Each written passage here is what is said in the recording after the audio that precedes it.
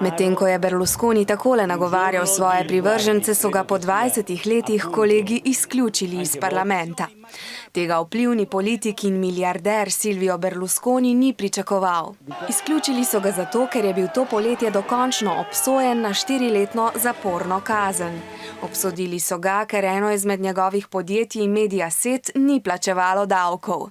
Z izključitvijo iz parlamenta je izgubil poslansko imuniteto. To je posebna zaščita, ki jo je imel Berlusconi kot poslanec.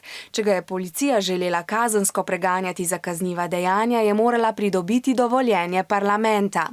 Za veliko kazenskih postopkov takega dovoljenja policija ni dobila, zato sodišče ni moglo končati kazenskih postopkov proti Berlusconiju. Zdaj, ko poslanske imunitete nima več, ga policija lahko aretira. Ker Berlusconi ni več poslanec, mu lahko tudi prisluškujejo. Poleg tega pa mu bodo zdaj lahko sodili še za morebitna druga kazniva dejanja.